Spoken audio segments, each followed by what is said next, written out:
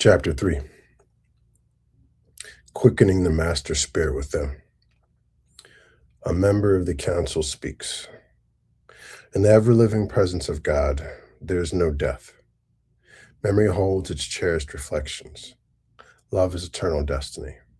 Ah, love, which never perishes. Life which has no end. God, the ever-living presence. His love does ever broken heart mend. His light makes bright the places dark, where man is prone in doubt to wander. His rod, his staff, they comfort give. His love, the healing waters. With your inner knowing, be attentive. We have one great desire. One great desire we have, and that is to quicken the master spirit within you, so that at all times you shall be aware of peace, be calm, and no mischief of the mortal mind can cause you to become turbulent. Be at peace and know that all is well. We shall never misguide you. Have faith. God is no turbulent sea and never shall be. Though the din and confusion of mortal mind be heard on every hand, you shall know nothing but peace. You shall see the lion and the lamb eating straw together, and you shall see the child playing at the hole of the asp. Though the fire shall come forth from the mouth of the serpent, it shall spell but one word for you, peace. For truly now and henceforth you can say, though I am in the world, I am not of it. I and the Father are one. You shall be the ambassadors of the new order among peoples of the earth. All peace shall be yours, for you shall learn to make your own peace. You shall never encounter stormy weather, for you shall create your own weather. Though the clouds in the sky obscure the brightness of the sun, it shall shine in your hearts. You shall never use the tribute of Peter, but to deny that of air, for you shall use the regenerated Peter, through faith in God, yourself, and your fellow man. You shall at least come into the perfect realization of the words of the psalmist of old when he said, he who dwelleth in the secret place of the Most High shall abide under the shadow of the Almighty.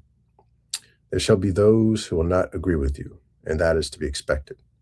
The man or woman who places his foot on the highway of spiritual progress and dares to travel it with no longer desire to be lost on the road of fundamental superstition is always criticized and ridiculed. Never has an individual left the beaten path to seek light and truth, but what the understanding in his soul's consciousness has been mistaken for some manner of fanaticism on the part of those who are yet satisfied to be led by those who see the light in no greater brilliance than the ones they are leading. Never fear to stand for truth. Speak it when it is called forth from you, and until that moment, remain silent. How shall you remain silent? In prayerful meditation. Should your path cross with one whom you know is groping in the darkness to the disadvantage of his soul's growth and his physical and material well-being, pray with him.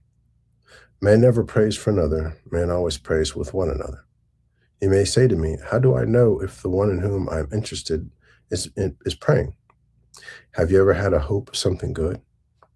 Have you ever had a heartfelt, earnest desire for something good to transpire in your life? If you have, that is a form of prayer.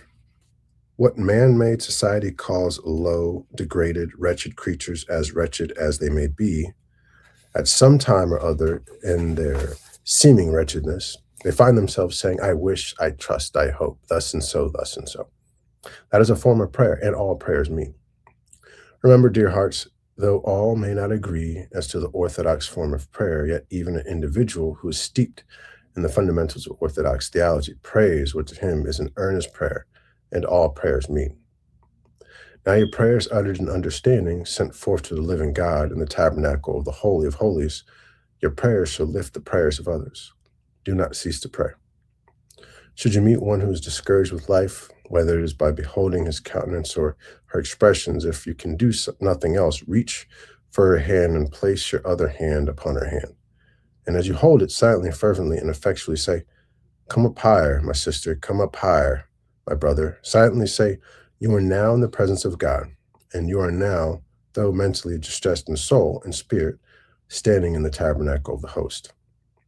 Before the table of plenty and your grief we place on the golden platter. Do it silently, silently. A firm hand clasped without a word mentioned, a firm hand clasped extended and rendered in love is a prayer, a most effectual prayer. Remember, a hand extended is expressing outwardly the love and peace of the indwelling God. Never, never fear to clasp a hand. There's a disastrous superstition among many people, and among some ancients, that in accepting the hand of another, there's a possibility of contaminating one's aura. There's only one possible manner in which man's aura may become contaminated, and that is through thinking. Thoughts become living things. What happens to the countenance when a man is thinking in terms of love? The eyes sparkle and twinkle as the stars at night. The face beams with the radiance of the sun, and the voice sounds as many rippling brooks. That is prayer. Thoughts of anger? Thoughts of anger are but a perverted form of prayer. Had you ever thought of this? Why does man speak with contempt and viciousness? For the reason that he has been storing up in his thinking all manner of thoughts contrary to truth. Let the occasion present itself, and that which has been stored up comes forth. Such are those who are still waiting in the outer court of the holy tabernacle. It is well that you have found them there, for they are desirous of entering the tabernacle. Truly, Paul was right when he said, "Now I see through a glass darkly, but then face to face. When I was a child, I spake as a child, I thought as a child. Now that I am become a man, I have laid aside all childish things." Many are they who are numbered among adults here on your mundane sphere who are yet infants in their reasoning. As messengers sent forth, you have a great duty to perform. You shall enjoy doing it, for the love to perform a duty never makes a duty of the task. Mind you well, dear hearts, reformation shall not come in an hour, a day, or a week, nor a month, or a year. Never become disheartened. You shall accomplish much as you travel along life's path. Should it be so ordained, as it is among some of you, that when you lay aside your earthly coil with no longer a desire to ever again choose another earthly coil, you still serve, there is no death. And to those who are in spiritual truth and are unable to clear the record now in this present physical journey, they shall be able to choose another body and pick up the threads where they have dropped them there. Remember and never forget, though the masses say it is untrue and it doesn't exist, I say to you without fear or contradiction, a man has always tended a habiliment of flesh and shall continue to do so. Until desire has taken him up into the oneness and he becomes numbered with the council of the ancient mystical White Brotherhood, unseen to human eye and from the council, he shall be able to touch men of earth through passing his message on, through those who have reached the secret place of the Most High. Now remember, as you go forth to meet groups of people that you are to meet, you're going to render things asunder. You, in turn, shall be torn asunder with criticism, but let it not worry your heart. For there is not a teacher who went forth to teach truth, but that he met someone who did not understand the truth spoken and viciously condemned the teacher of the truth. You understand this, do you not? And go forth with the protection and glory of the living God, and you shall not fail. Those who shall condemn you through misunderstanding, what have you done to them? You have implanted a seed which sometime must grow, and it shall not perish. Keep to the principles of truth and never deviate, regardless of circumstance. In so doing, there can be nothing but ultimate success in whatever you attempt. That is true humility.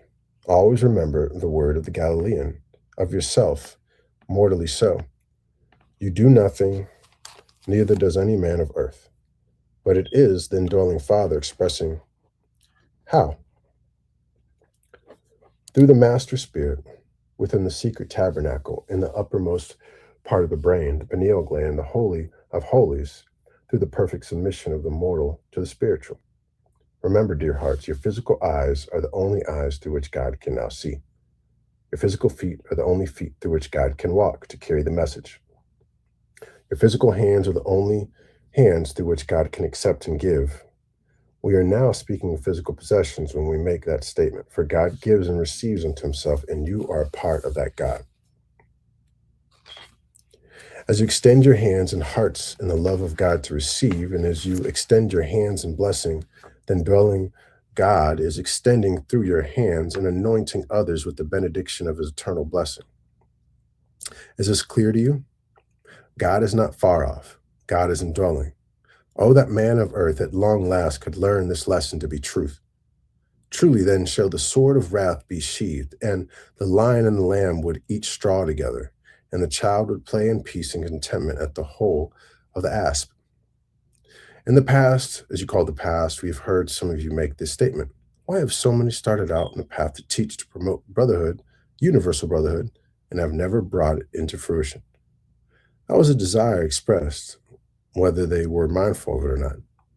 That very question, placed on the ether waves of time, started action, and it came back, and back again into their consciousness. At last, we of the council were able to make contact with them. And why do they question as to the failure or seeming failure of others? Why did this question arise in your thinking and that of others?